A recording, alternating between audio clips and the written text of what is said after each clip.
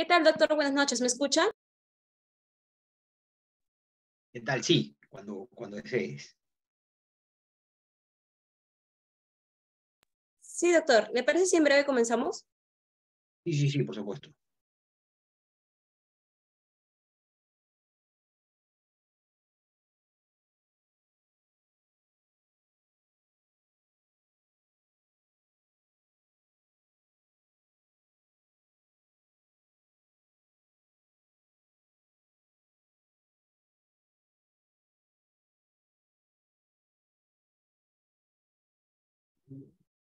Listo, doctor. Buenas noches. ¿Qué tal? ¿Qué tal? ¿Cómo estás? Buenas noches. Muy buenas noches. Muy buenas noches, estimada comunidad jurídica. El día de hoy estamos continuando el curso especializado en teoría del delito aplicado a los casos prácticos. Tenemos la presencia del doctor Jimmy Sotomayor y el tema del día de hoy es la culpabilidad y punibilidad. Estimado doctor, le cedemos el uso de la palabra. Un favor, estoy pidiendo que deje ingresar a un usuario para que comparta la pantalla. Ya, está bien. ¿Me indica su nombre? A ver, ahí te lo mando al chat interno, por favor. Ya, está bien, doctor.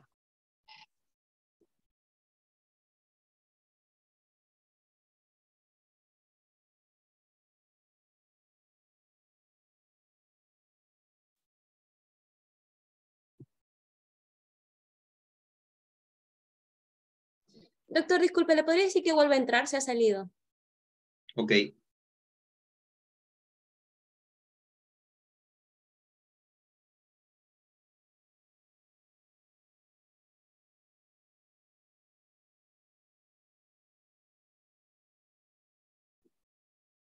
Ya ingresó, la voy a hacer co-anfitrión, doctor, para que lo apoye.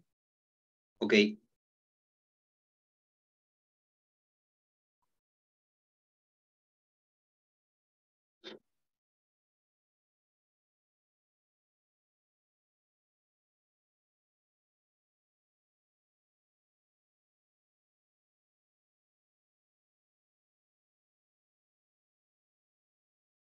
Listo, doctor, ya le cedí los permisos.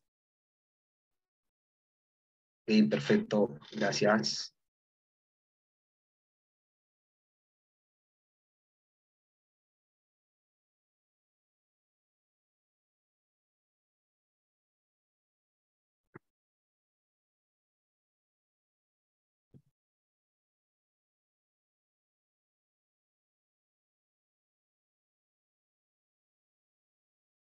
¿Me indica si ya puede compartir? Me indica que se sale de la sala. A ver, voy a ver.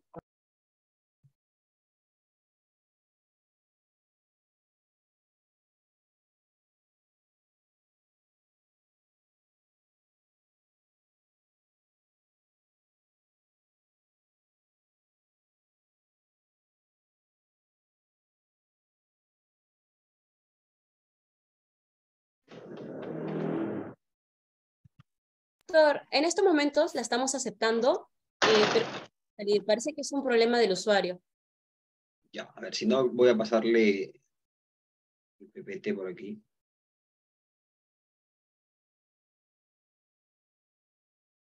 A ver, ya la volví a admitir, me avisa si ya puede compartir.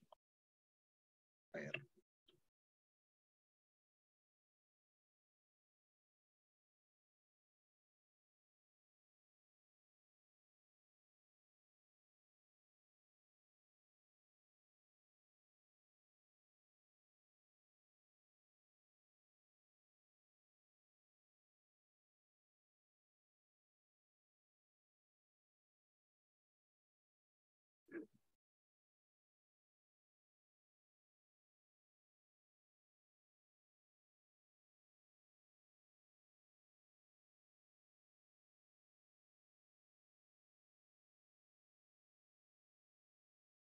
Doctor, disculpe, ¿me lo podría pasar por interno para yo compartir las diapositivas?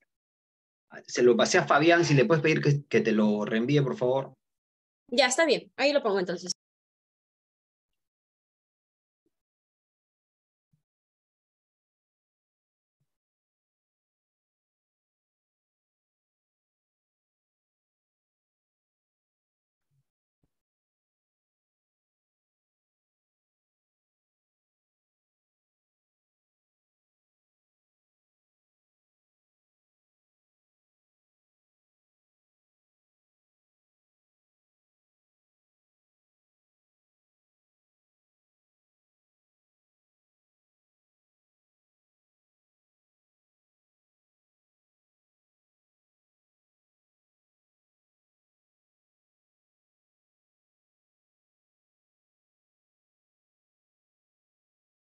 Sí, doctora, en unos minutos lo proyecto.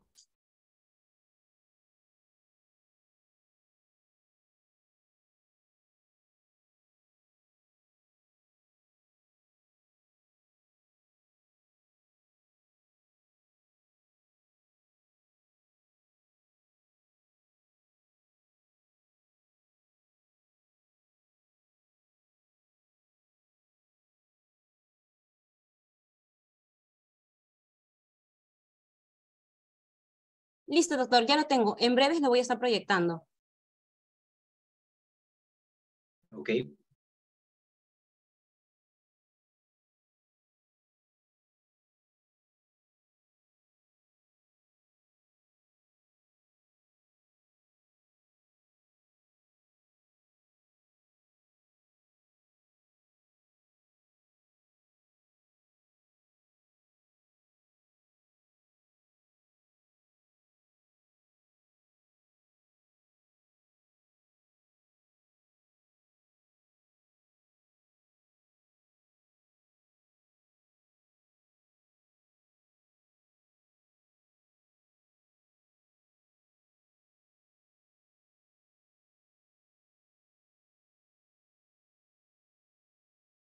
Listo, doctor, ya voy a compartir pantalla.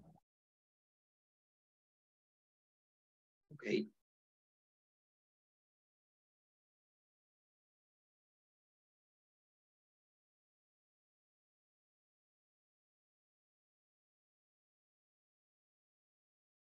Listo, doctor, ¿me indica si ya se visualiza? Ok, ya. Ahora sí, sí puedo ver. No sé si lo puedes poner la vista amplia. Está bien, ahorita lo pongo.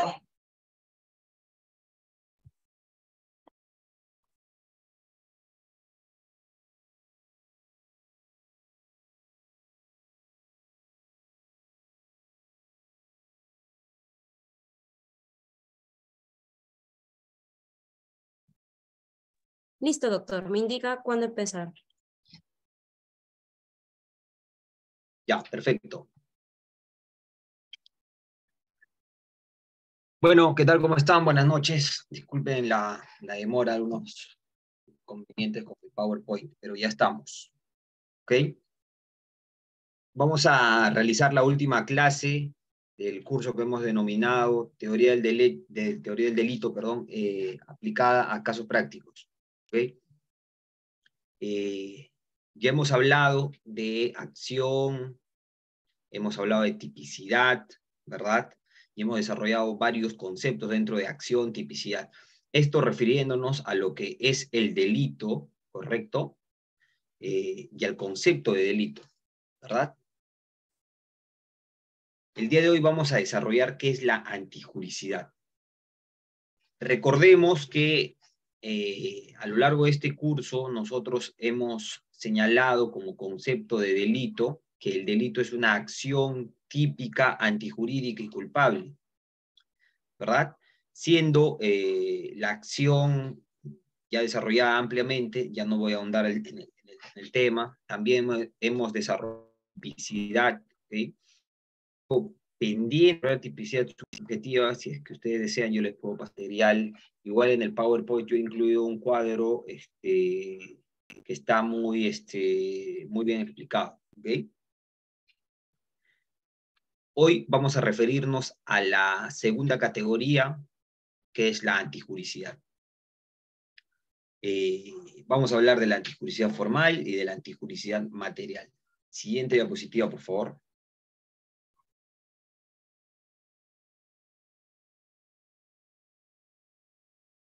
Siguiente diapositiva, por favor. Ya, ahí. Ok. Cuando hablamos de antijuricidad, lo que nos estamos refiriendo es si es que nuestra conducta es contraria a derecho. Así, en simple. Para referirnos a antijuricidad, lo que nos estamos refiriendo o lo que nosotros queremos señalar es si es que nuestra conducta es contraria a derecho o no. ¿Correcto? No basta pues que la acción sea típica, sino también tiene que ser antijurídica, es decir, tiene que ser contraria a derecho. Y cuando digo que sea contraria a derecho, me estoy refiriendo específicamente a que no exista ninguna causa de justificación. ¿Okay? No exista ninguna causa de justificación. No basta decir, para hablar de antijuricidad, que el bien jurídico debe quedar afectado por la conducta, sino que hay que ir un poco más allá. ¿Ok? Hay que ir un poco más allá.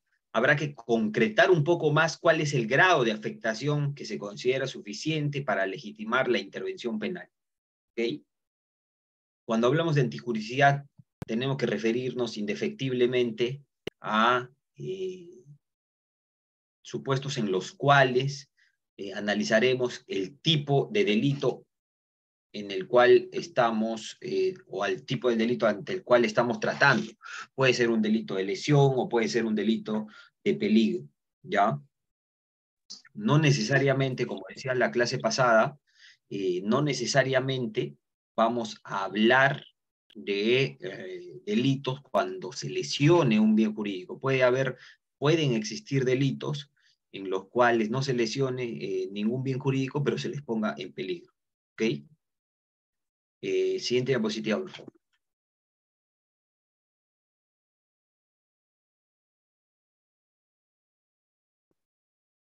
Decía yo que esta tercera o esta segunda categoría referida referida específicamente a la antijuricidad, nos quiere decir que la conducta debe ser contraria a derecho. Es decir, no tiene que existir, cuando yo digo antijuricidad, recuerden estos conceptos. Antijuricidad, conducta contraria a derecho. Y para que sea contraria a derecho, no tiene que haber causa de justificación. ¿Ok? ¿Correcto? Para que un hecho típico no se considere prohibido, es necesario, ante todo, que le hubiera precedido una situación de amenaza de bienes jurídicos y que ésta fuera la que impulsara la acción lesiva del autor. ¿Correcto? Es decir, aquí me estoy refiriendo en esta diapositiva a una causa de justificación. Decía yo que para que una conducta sea antijurídica, tiene que ser contraria a derecho y no tiene que haber causa de justificación. Pero la pregunta es, ¿qué es una causa de justificación? ¿Qué debe existir para que haya una causa de justificación?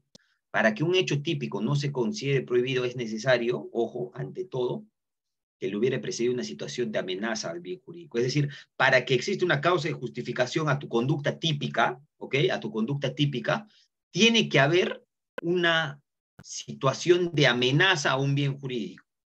Yo les voy a poner de entrada un ejemplo que a ustedes les va a graficar muy bien una causa de justificación. La legítima defensa, que todos hemos escuchado hablar de la legítima defensa. Entonces, piensen estos ejemplos, piensen estos conceptos, perdón,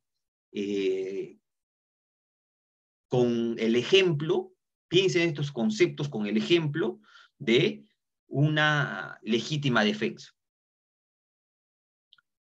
Para que un hecho típico no se considere prohibido, es necesario, dice el concepto, que antes le hubiera precedido una situación de amenaza a un bien jurídico, por ejemplo, a mi vida.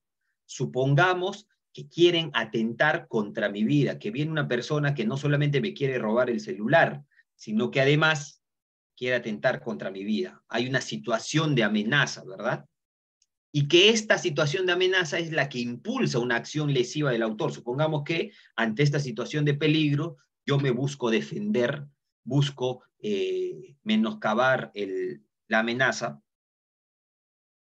y antes que me dispare esta persona, yo saco mi arma y disparo contra esta persona.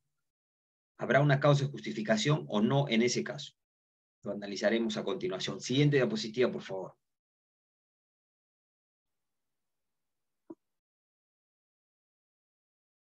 Pero además del elemento objetivo, tiene que haber un elemento subjetivo de la causa de justificación. Es decir, para que la acción del autor quede al margen de la prohibición penal, se le exige que su conducta venga motivada por la apreciación de la presencia del presupuesto de la causa de justificación. Es decir, te está pidiendo que tú seas consciente de la situación. O sea, no es que tú voltees y le quieras meter un puñete a una persona y luego caigas en cuenta recién que esta persona te quería atacar.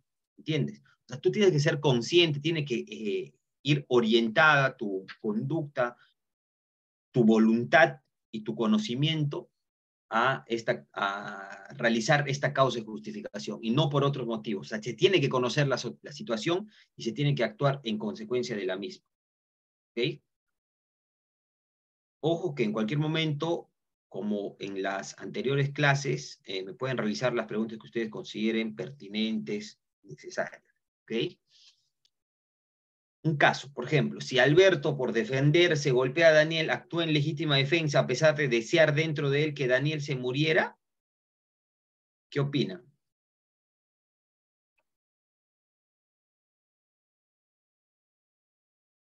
¿Qué opinan de este caso? Si el elemento subjetivo es, tienes que conocer la situación y tienes que actuar en consecuencia de la misma. El caso que les propongo es, Alberto, por defenderse, golpea a Daniel. Actúa en legítima defensa a pesar de que dentro de él quiere que la otra persona se muera. ¿Actúa o no actúa en legítima defensa? ¿Importa aquí sus deseos internos? Igual eso nunca se va a poder saber, ¿no? A menos que él mismo lo declare, ¿no? A menos que él mismo lo declare. ¿Mm? Les dejo ese ejemplo abierto. Siguiente diapositiva.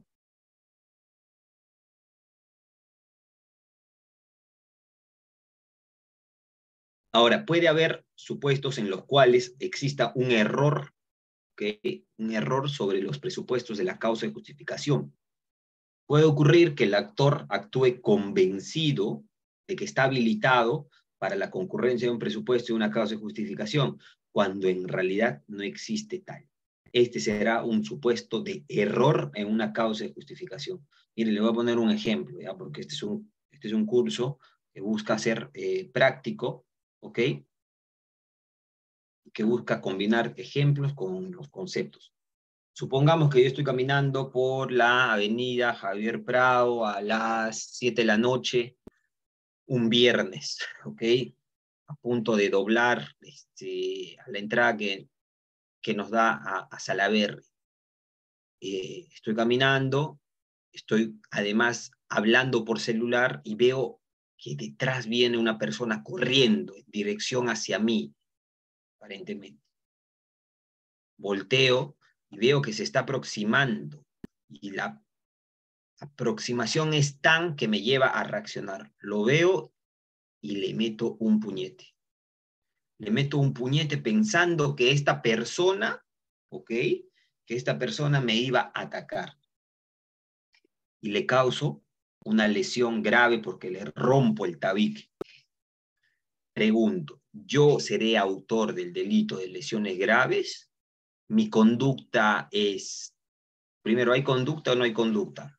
Si es que hay conducta, esta conducta es típica, y si es típica, ya viendo, ahí tienen que analizar, recuerden, nexo causal, tienen que analizar tipicidad, ¿verdad? Imputación objetiva, ¿correcto?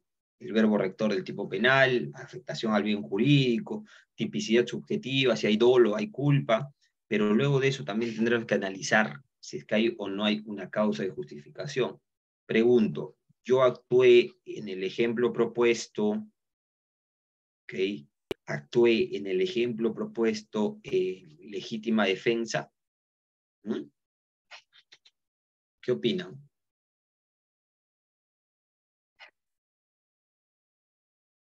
Y si es que no actué en legítima defensa, ¿cómo describiría mi conducta? ¿Cómo se analizaría según la teoría del delito mi conducta? ¿Qué opinan? ¿Mm? ¿Existe un error al momento de analizar la situación de mi parte? ¿Mm? A ver, perdón, creo que el chat está deshabilitado.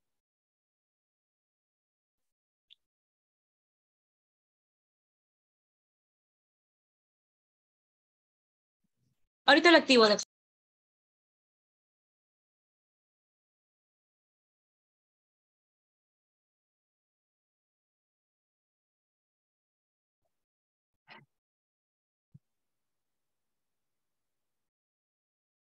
Listo, doctor, ya Para está que, activado el chat.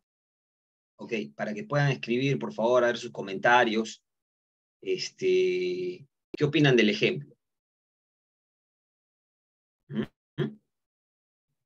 ¿Qué opinan del ejemplo? ¿Hay causa de justificación?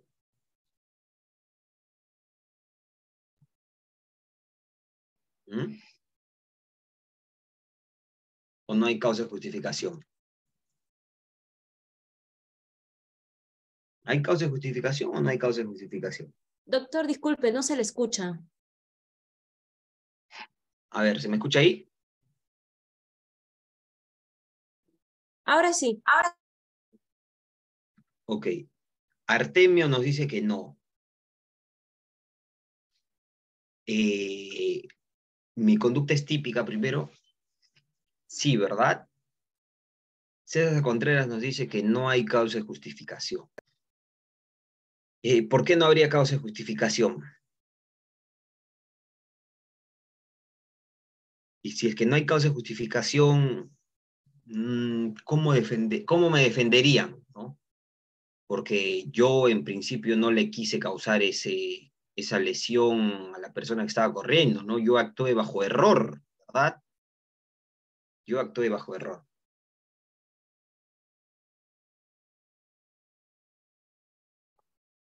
Hay un error de tipo, ¿verdad? Hay un error de tipo, ¿correcto? Ahora voy a explicar qué es el error de tipo. Siguiente diapositiva, por favor.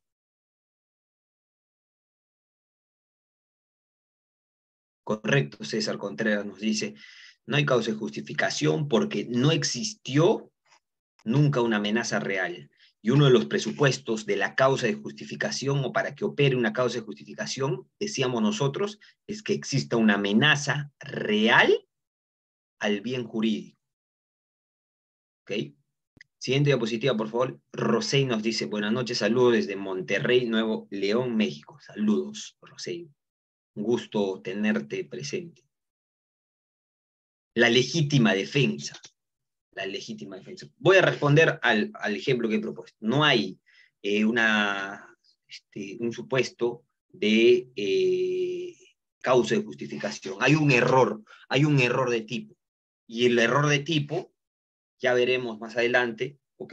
Se puede analizar desde dos perspectivas. Si es que es un error de tipo vencible o es un error de tipo invencible.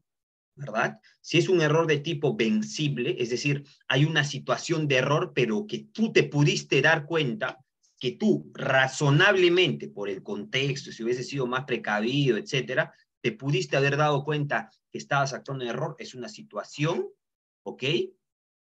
De legítima defensa, perdón, de error de tipo, ojo, error de tipo vencible. Y la consecuencia jurídica de un error de tipo vencible será reconducir el tipo penal a su vertiente, a su tipicidad subjetiva, culpable.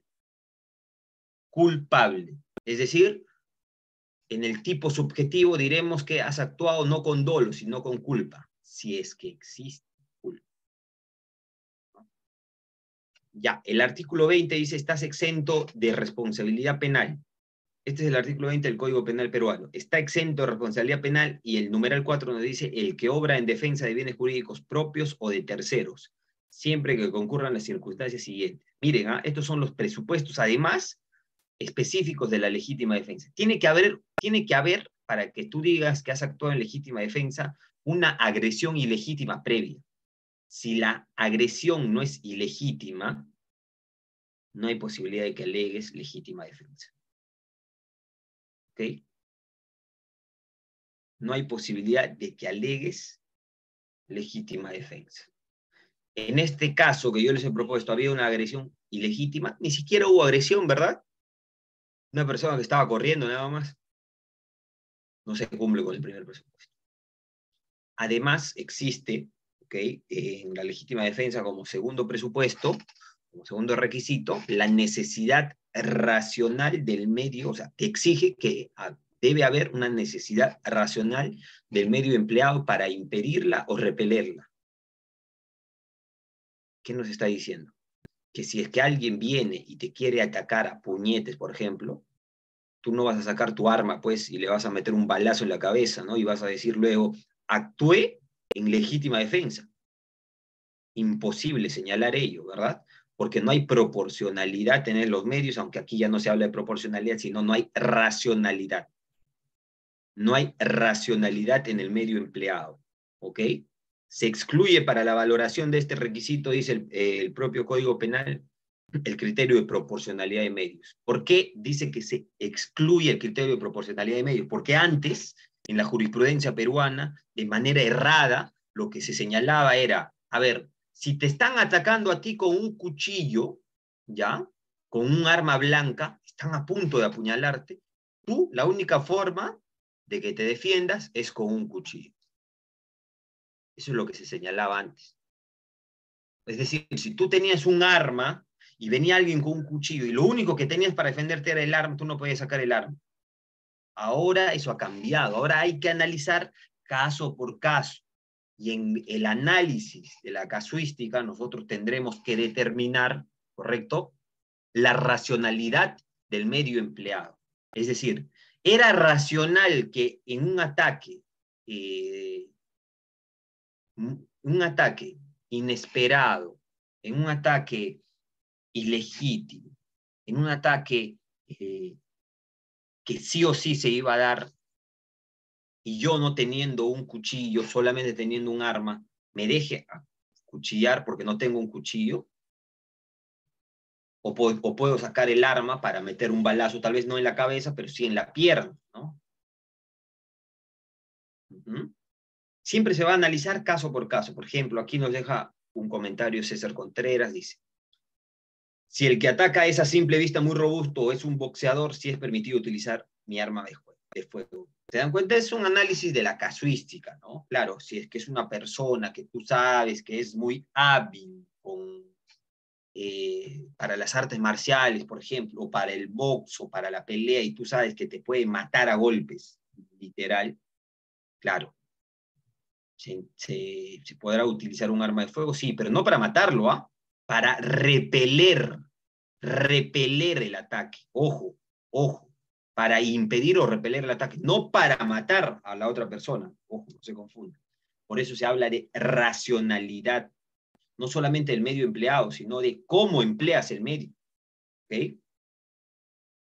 Considerándose en su lugar, dice, entre otras circunstancias, la intensidad, la peligrosidad de la agresión, la forma de proceder del agresor y los medios que se disponga para la defensa. Todo eso entra en el análisis de un caso en el cual se alegue legítima defensa.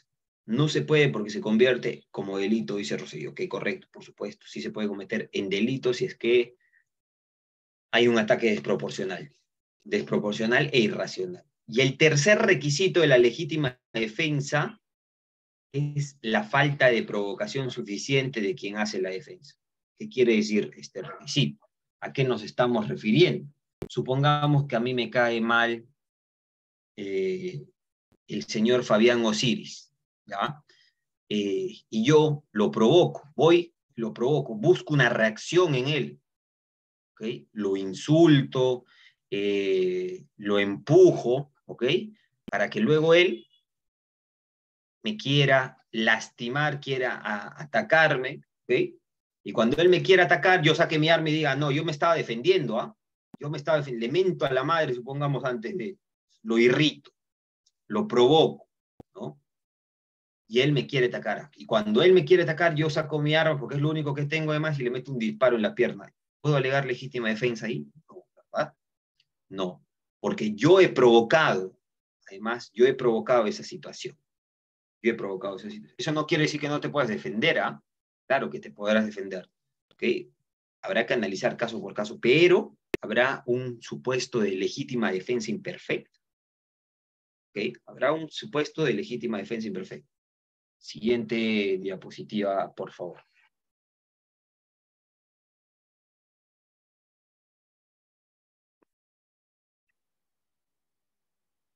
Siguiente diapositiva, por favor.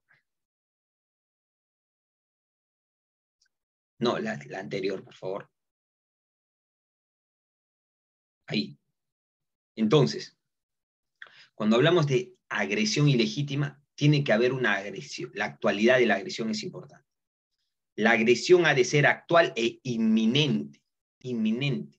¿Okay? Tú no puedes presuponer, oye, yo creo que él me va a atacar en 10 minutos, ¿ah? Así que mejor me lo adelanto. No puedo decir eso. No puedo decir eso. La agresión tiene que ser inminente, ¿okay? Actual. Y la respuesta debe darse cuando aún exista posibilidad de defensa. No puede haber defensa contra acciones previsibles en el futuro o contra acciones ya consumadas, pues esto sería más bien una venganza, ¿verdad? Pues esto sería una venganza. Entonces, la respuesta que nos da o que puede dar la persona respecto a una agresión legítima, y hablando de legítima defensa, tiene que ser inmediata. Si ya pasa mucho tiempo, es venganza, pues eso ya no es legítima defensa. ¿Ok?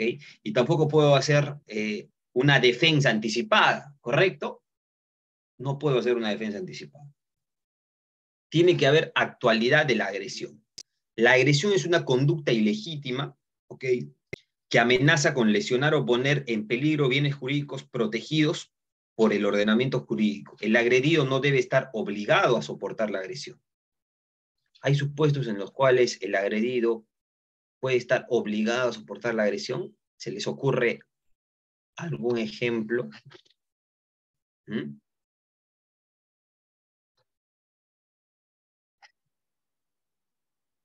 Les voy a dejar ese ejemplo pensando, ¿ok? A ver si es que hay algún supuesto en el cual el agredido está obligado por su profesión, por su subordinación a aceptar la agresión. Se lo dejo ahí. A ver si es que ponen algún ejemplo. Ya, a ver, un boxeador, nos dice María Gracia, pero a ver, un boxeador no está obligado a soportar tampoco una agresión, no más bien se tiene que defender, ¿no? No está obligado propiamente, sino que él está asumiendo que puede, que es diferente, ¿ah? Está asumiendo que puede recibir un golpe, que puede recibir golpe, que es diferente. ¿Okay? La realidad de la agresión. La agresión debe ser real y no aparente. No es suficiente que para quien se defienda se imagine la agresión. En caso contrario, puede existir defensa putativa. Correcto, Reiner Carvajal nos ha dado un ejemplo muy bueno, que es el cuidador de personas con comportamiento agresivo. El médico psiquiatra en el trama, mientras el paciente con epilepsia u otra agresión física. Correcto, esos son ejemplos palpables de lo que estoy señalando. Y si ustedes están en la capacidad de plantear ejemplos es porque están entendiendo el concepto. Y eso me da gusto. Correcto, esos son ejemplos concretos en los cuales la persona está obligada por su profesión a soportar la agresión. Yo, pongamos que soy médico psiquiatra, ¿ya? O soy un cuidador de una persona que tiene ciertos problemas mentales, psiquiátricos, que me vuelven agresivo, o que lo vuelven agresivo. Supongamos que esta persona, dentro de su estado mental, me aplique una cachetada, ¿ya? Me aplique una cachetada. Yo no voy a decir, me está agrediendo y me voy a defender y lo voy a moler a golpes al paciente, ¿no? No tiene sentido, ¿verdad? No podré decir ahí legítima defensa. No, pues señor, a ver, usted sabía que esta persona tenía o tiene determinada condición, ¿no? Entonces, usted, al aceptar cuidar a esta persona, también está aceptando las consecuencias de lo que puede ocurrir. Entonces, usted no puede decir legítima defensa para luego incurrir en supuestos de agresión, ¿verdad? Ya, muy bien, correcto. Siguiente diapositiva, por favor.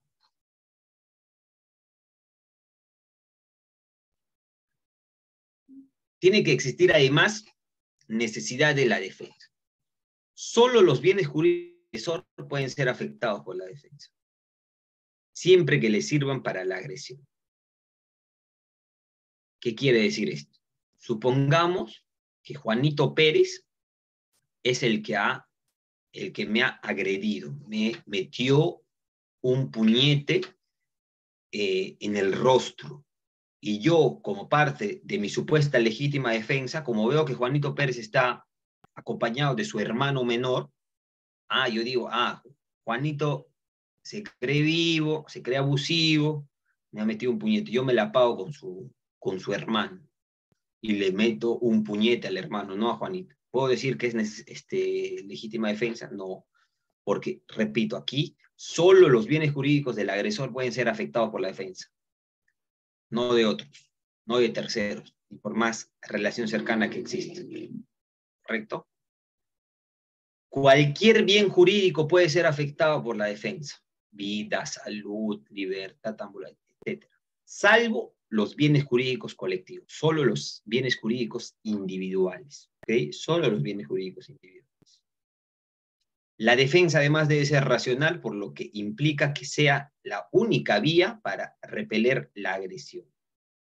Es decir, tú tienes que buscar dentro de las posibilidades cuál es la vía más idónea, menos lesiva, pero que a su vez te permita repeler, parar el ataque.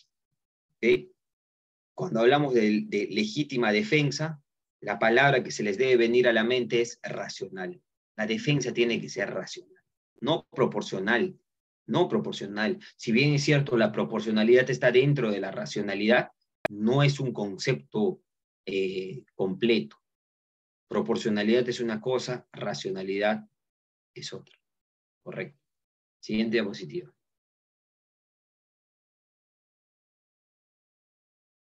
Vamos a pasar ahora a otro supuesto de causa de justificación.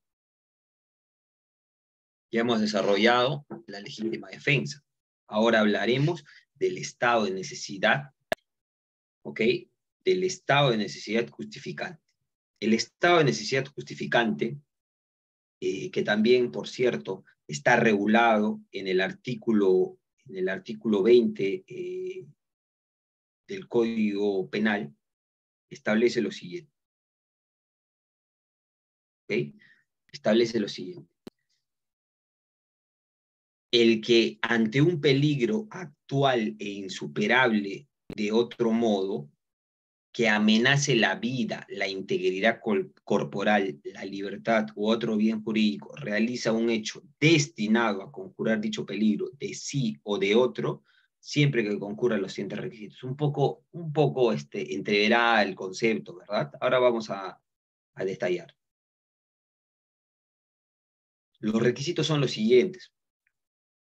Antes de entrar a los requisitos, quiero hacer una diferencia entre este concepto de estado de necesidad justificante y la legítima defensa.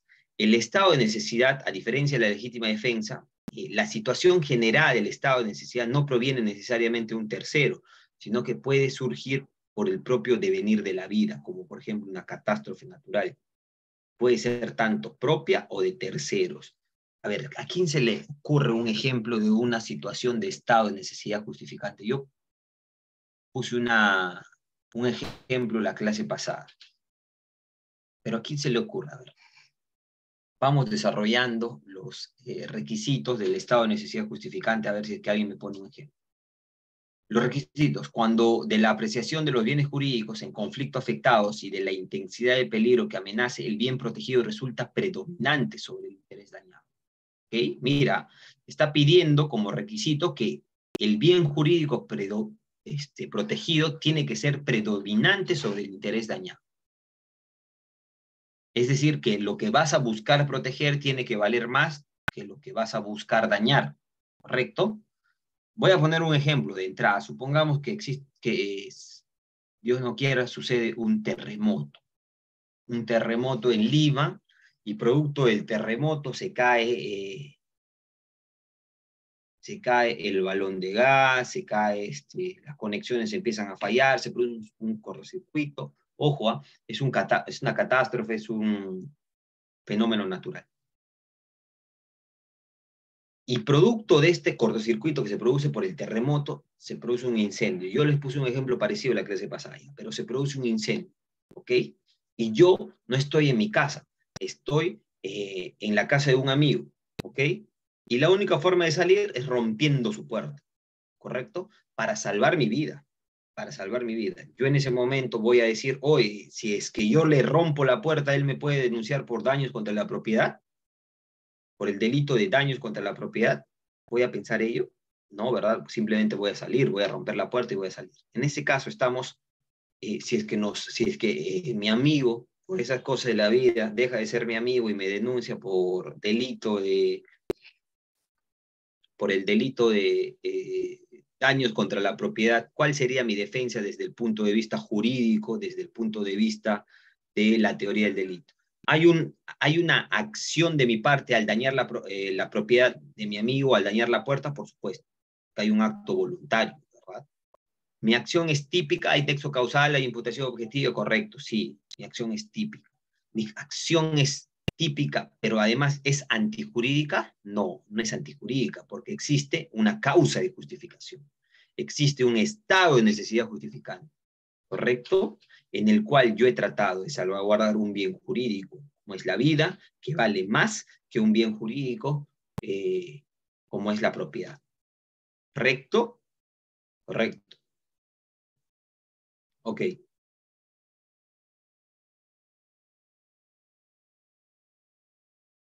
A ver, acá nos dice, Rosey nos dice, maestro, ¿puedes explicarme un poco más coloquial qué se entiende por bien jurídico tutelado o por bien jurídico protegido? Correcto. Sí. Cuando hablamos nosotros de bien jurídico protegido, es básicamente lo siguiente. ¿Qué es lo que protege? ¿Ok? ¿Qué es lo que se protege o lo que se busca evitar que se dañe en el delito en específico? Si yo les digo, por ejemplo, ya, el delito de homicidio, ¿qué es lo que busca proteger el delito de homicidio? Yo les estoy preguntando así, ¿a qué es lo que busca proteger de manera coloquial? No les estoy diciendo cuál es el bien jurídico protegido, pero bueno, el bien jurídico protegido es básicamente lo que se busca proteger en un delito. Entonces, en el delito de homicidio, ¿qué creen que es lo que se busca proteger? Correcto, Ramiro nos dice la vida, Stephanie nos dice la vida, Ferco nos dice la vida, Reiner nos dice la vida, María Gracia nos dice la vida. Correcto, la vida. ¿Se dan cuenta? Entonces, ustedes tienen que preguntarse cuando yo hablo de bien jurídico, ¿qué es un bien jurídico? Es lo que se busca proteger en un delito en específico. En el delito de homicidio, no queda duda, es la vida. No queda duda, es la vida.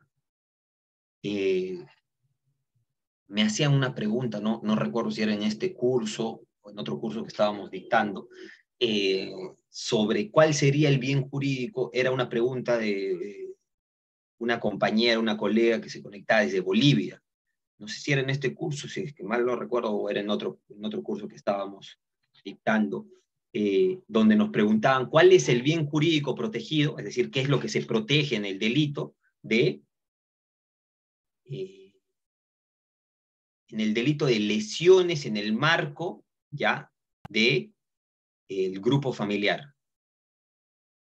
¿Qué dirían ustedes?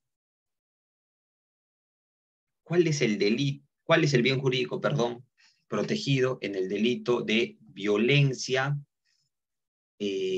contra los integrantes del grupo familiar?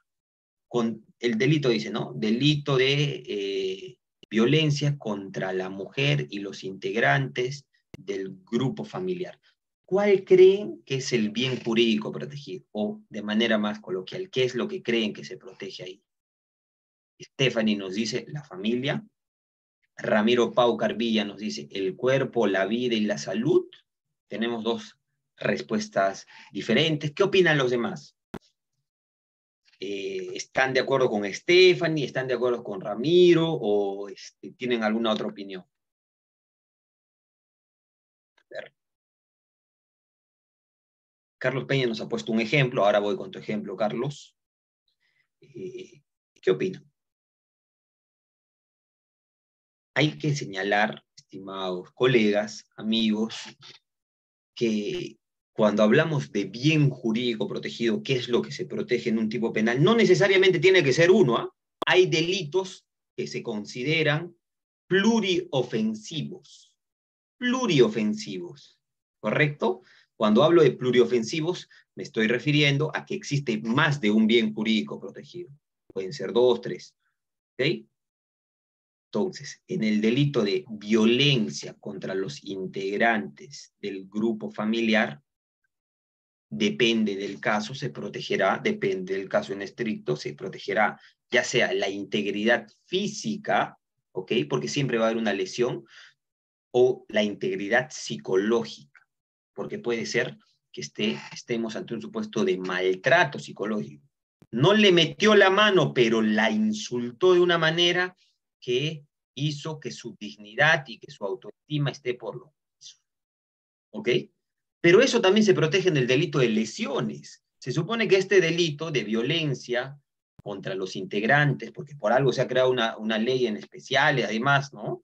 Este delito de violencia contra los integrantes del grupo familiar, contra las mujeres y los integrantes del grupo familiar, protege algo más, ¿verdad? Protege algo más. Y es que se ha identificado como personas en un estado de especial vulnerabilidad, ¿okay? Como bien señala Carlos Peña, a las mujeres y a los integrantes del grupo familiar. Entonces, se va a proteger también a la mujer, a los niños, ¿okay? A la familia, ¿correcto? A la familia. Quería señalar ese ejemplo porque quiero que tengan claro que hay delitos pluriofensivos. Carlos Peña nos pregunta, nos pone un ejemplo, estado de necesidad, ejemplo. Dice, un par de náufragos en la que uno de los náufragos asesina a otro para sobrevivir ante la falta de alimento. Naufragando varios días juntos. ¿Se podría considerar este como un estado de necesidad? A ver, recuerden que para que exista un estado de necesidad justificante, siempre un bien jurídico tiene que valer más que el otro bien jurídico. Si estamos ante dos bienes jurídicos iguales, como son la vida, ¿estaremos o no estaremos ante un estado de necesidad justificante? Ahora vamos a responder tu pregunta, Carlos Peña, con la siguiente diapositiva. Siguiente diapositiva, por favor.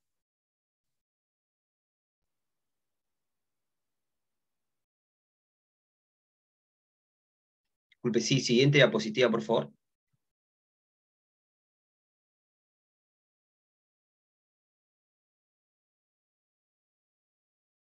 Correcto, Josué. Josué nos está dando un adelanto de lo que podría ser la respuesta. ¿Okay? ¿Cuáles son los presupuestos? ¿Cuáles son los presupuestos de una situación de necesidad? Claro, porque ustedes dirán, ¿cuándo hay una situación de necesidad? ¿Cuándo yo puedo decir que estoy ante una situación de necesidad? Primero, la situación de peligro para el bien jurídico, propio o ajeno, tiene que existir.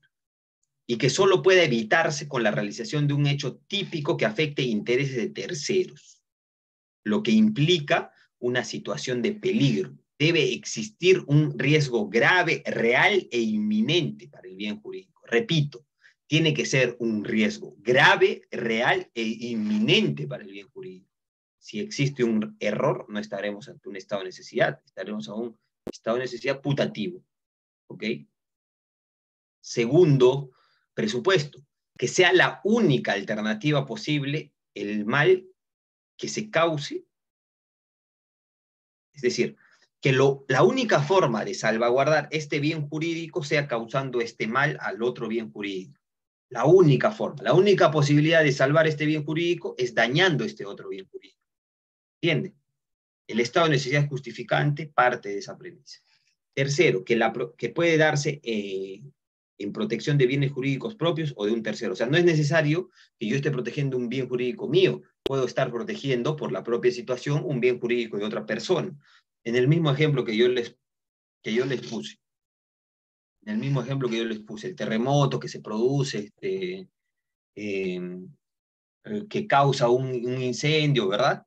Supongamos que la persona que está dentro ya no puede moverse porque el humo hace que esté asfixiado y no pueda moverse ni actuar racionalmente. Pero hay otra persona que está afuera que no se ha, obviamente, intoxicado con el humo y sí puede actuar. Y es esta persona que no está en peligro pero sí ha visto que otra está en peligro, que rompe la puerta. Puede venir luego el dueño de la casa y denunciar a esta tercera persona diciendo, oye, pero tú no estabas en peligro, ¿tú por qué dañaste mi puerta? En todo caso, el que debió salvaguardar su bien jurídico o dañar mi bien jurídico debió ser la persona que estaba en peligro. No, pues ese argumento no es válido, porque el estado de necesidad opera también para la protección de bienes jurídicos de terceros. ¿Okay? Cuarto presupuesto. Las situaciones de precariedad económica pueden ser consideradas como un presupuesto, una situación de necesidad, pero siempre debe probarse una precariedad acuciante que impida satisfacer necesidades básicas. ¿Quién me da un ejemplo sobre esto? Puede haber un supuesto en el cual la precariedad económica, una persona que es paupérrima, ¿okay? Que no tiene para comer, ni siquiera para comer, ¿okay? Alegue estado de necesidad justificante. Ustedes deben haber escuchado, ya, al menos aquí en Perú, es común que cuando a un sujeto que estaba robando, estos raqueteros, a estas personas, estos delincuentes que suelen robar en la calle, jalando el celular, ¿no? La billetera, etcétera, cuando los atrapan, ¿qué es lo que dicen? Lo primero que dicen es, disculpe, que yo lo hago por necesidad, ¿verdad? Yo lo hago por necesidad, porque no tengo para comer, porque mis hijos no tienen para comer, ¿verdad? Ese argumento es clásico. Pregunto, ¿se puede alegar estado de necesidad justificante en esos supuestos? ¿Se puede justificar un robo? Ojo, ¿se puede justificar un robo que es un daño contra la propiedad, ¿verdad? Para defender o para salvaguardar un bien jurídico como es la vida, supongamos que no tenía nada para comer, ya que la única forma de que coma era robándole la billetera y que con esa plata vaya a comprar algo. ¿Se puede justificar? ¿Mm? ¿Qué opinan?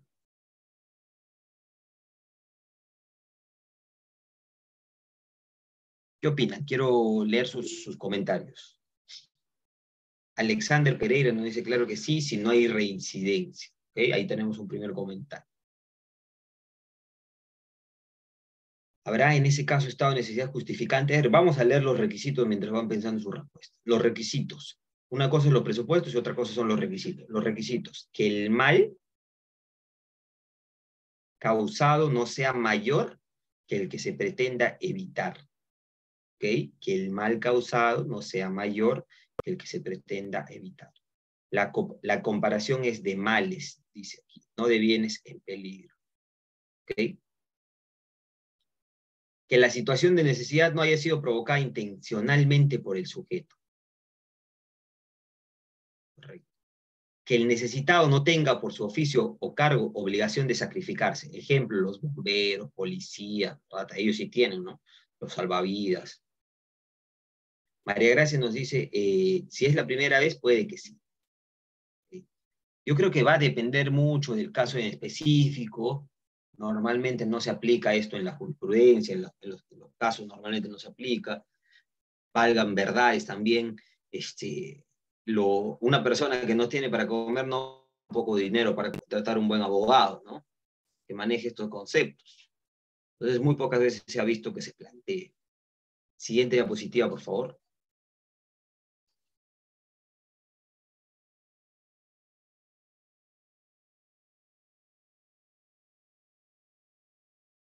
El estado de necesidad justificante. Entonces, mire, yo les voy a dejar este PPT, Bill Lawyer seguramente ya les va a estar compartiendo, en el cual está bien resumido y está muy bien armado.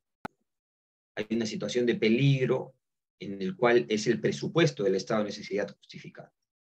Hay un elemento subjetivo, es el estado de necesidad, también requiere de un elemento subjetivo, que es el conocimiento de la situación de peligro y la voluntad de defensa para evitar el mal grave. Y hay un estado de necesidad incompleto y putativo. Es decir, puede ser que exista algunos requisitos de estado de necesidad justificante, ¿ok? Para aplicar la atenuante a la eximente imperfecta. Es decir, no se cumple con todos los requisitos o no se cumple con todos los presupuestos. En ese caso estaremos ante un estado de necesidad incompleto o putativo. Y debe haber una acción necesaria. Para que concurra un estado de necesidad es preciso que no haya un modo menos lesivo de evitar un mal que amenaza. Siguiente diapositiva, por favor.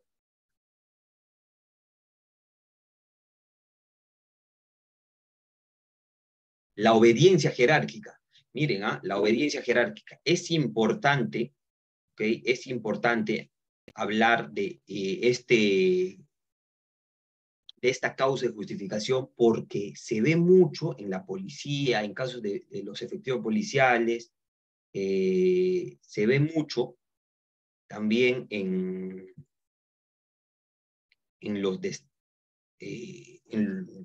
los ordenamientos militares, ¿ok?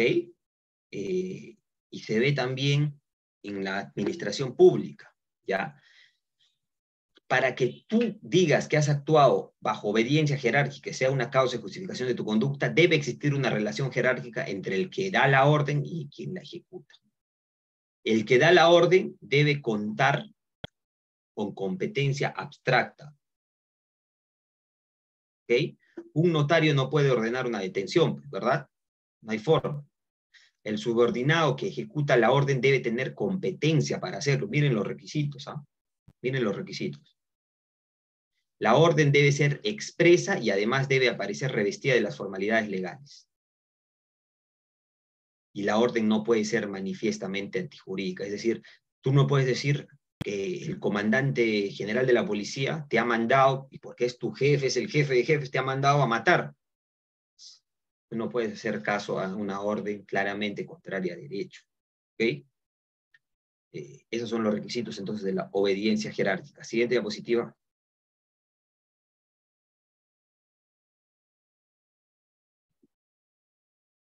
Siguiente diapositiva, por favor.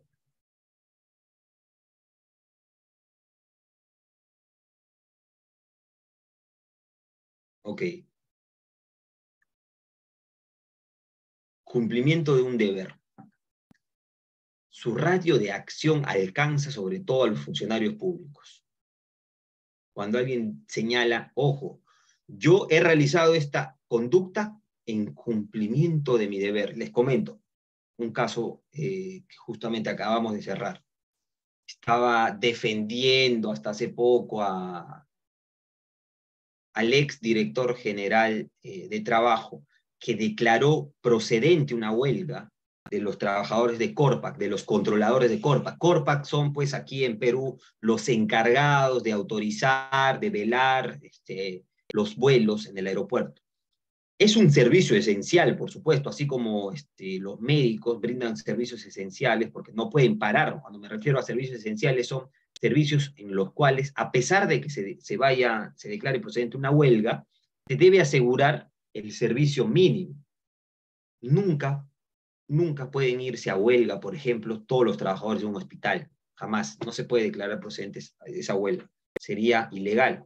Siempre se tiene que asegurar el cumplimiento del servicio mínimo. Lo mismo ocurre con los trabajadores de Corpa, que deben velar por el ingreso y salida de los aviones, los horarios, entre otras cosas. Bueno, el director general de trabajo es el encargado de declarar procedente o improcedente una huelga. Entonces, él declaró procedente la huelga, ¿correcto?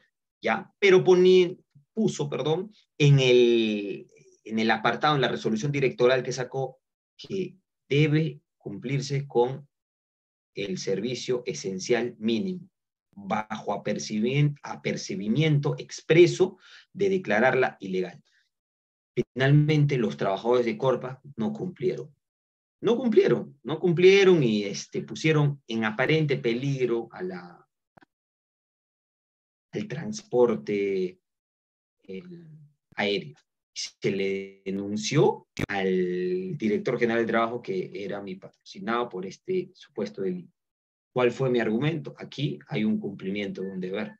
Nadie puede cometer un delito cuando está cumpliendo su deber, cuando está ejerciendo su función, ¿no? Que ahora vamos a hablar del otro que se parece mucho también. Ese fue el argumento, y ese fue el argumento por el cual la Fiscalía decidió cerrar el caso en contra del exdirector general de trabajo. Una persona no puede alegar, ojo, esto también es importante en cumplimiento de un deber, una persona no puede alegar que existe un mal en el que, un mal en el hecho de que un policía quiera detenerlo, pues él está cumpliendo con su deber, claro. Si es que tú estás actuando de manera ilegal, por ejemplo, estás ante un delito flagrante y el policía te detiene, tú luego no lo vas a denunciar por abuso de autoridad, ¿no? No lo vas a denunciar por secuestro, ¿verdad? Si es que te lleva a la comisaría, no tiene sentido. El policía está cumpliendo su deber. Y también hay otro supuesto de causa de justificación, que es el ejercicio legítimo de un derecho, oficio o cargo. La práctica de determinadas profesiones puede generar realización de conductas lesivas penalmente tipificadas, pero justificadas. El periodista que ejerce legítimamente el derecho a la información no puede ser sancionado, ¿verdad? No se lo puede querellar, depende de lo que también transmita, ¿no? Los abogados que acusan a una persona y le atribuyen la comisión de un delito luego no van a ser denunciados por injuria, ¿no? Están ejerciendo su función, su cargo, su derecho. Siguiente diapositiva, por favor.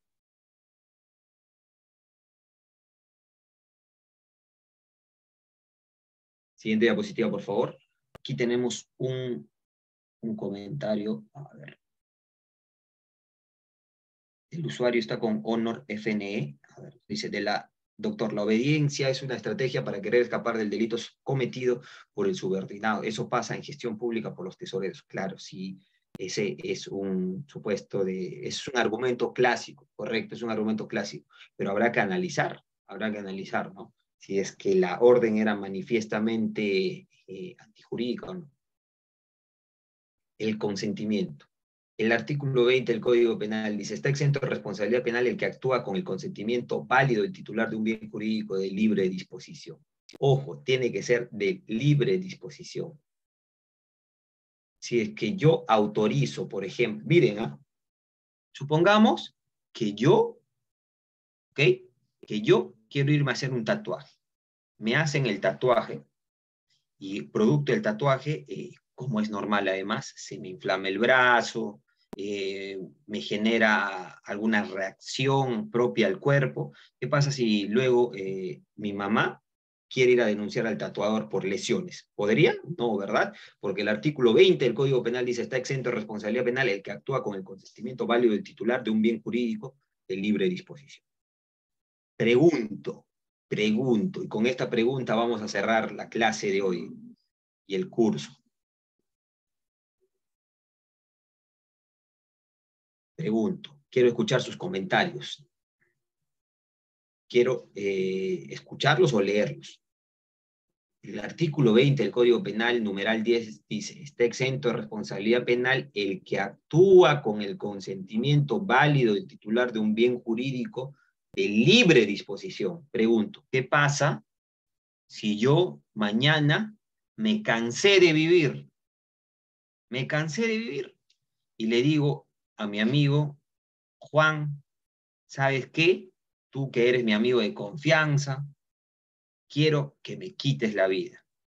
Es más, lo grabamos para que no quede dudas de que yo te estoy pidiendo que tú me quites la vida. Por favor, mátame. ¿Juan me puede matar? Pregunto. ¿Juan me puede matar y luego alegar que está exento de responsabilidad penal porque ha actuado con consentimiento válido del titular del bien jurídico? ¿Qué opinan? Tenemos algunos comentarios. Alexandre Pereira nos dice, no. Perco Elescano Sánchez nos dice, la vida no es un bien jurídico de libre disposición. María Gracia Tamayo me manda un mensaje y me dice, no. ¿Qué opinan los demás?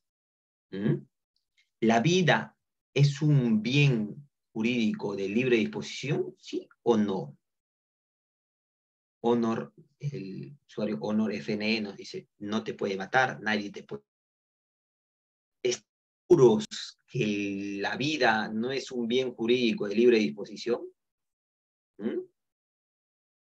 Carlos Peña nos dice, la vida no es un bien jurídico de libre disposición, es de orden público. ¿Están seguros?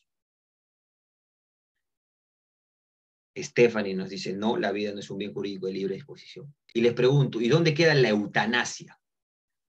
¿Ah? ¿Dónde queda la eutanasia? En Perú se acaba de aprobar, después de una lucha por muchos años, la eutanasia, la posibilidad de decidir cuándo dejar de vivir válidamente con ayuda de otra persona. Esta es, la eutanasia en buena cuenta es una muerte asistida, ¿verdad? Es una muerte asistida. Correcto, hay requisitos pues para la eutanasia, no se aplica en cualquier caso. Caso de enfermedades terminales, no dice enfermedades terminales insoportables, ¿verdad? Artemio nos pregunta, ¿y el aborto? A ver, en el aborto no, pues, porque en el aborto el feto no va a dar, el feto o el bebé, si es que ya es bebé, no da su consentimiento. Entonces eso no entraría claramente en este artículo 20. Correcto. Siguiente diapositiva, por favor. Bueno, estimados amigos, quiero agradecerles, primero quiero agradecer por la ayuda con el PPT a Nair, que me ha ayudado a hacer este lindo PPT. Y luego quiero agradecerles a ustedes por haberse conectado a lo largo de estas semanas. ¿Okay? Aquí les estoy dejando mis datos de contacto. Han sido de verdad un gran público. Me ha gustado compartir con ustedes. Han sido clases muy activas. Yo quedo de verdad a su libre disposición, a completa disposición, perdón, de ustedes. Aquí les estoy dejando mis datos de contacto para lo que ustedes deseen, para lo que ustedes deseen, ¿ok? Nada, agradecer a Biloyer también por la oportunidad que me ha dado de poder dictar este curso. Espero que haya sido de agrado de todos ustedes y que haya sido sobre todo de provecho, ¿ok? Nada, yo me despido, será hasta una próxima oportunidad y aquí les estoy dejando mis datos de contacto. Muchas gracias a todos. Tengan buenas noches.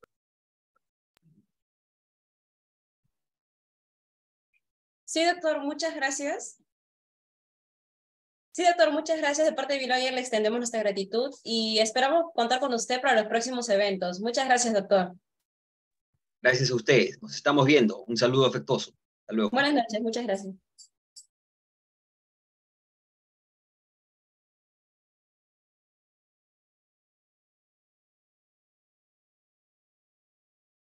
Estimados participantes, esto ha sido todo por esta clase. E informarles que el día de mañana va a estar activo el examen y se les dará 5 días de plazo. Recuerden que pueden comprar el certificado. Nos estamos viendo y muy buenas noches.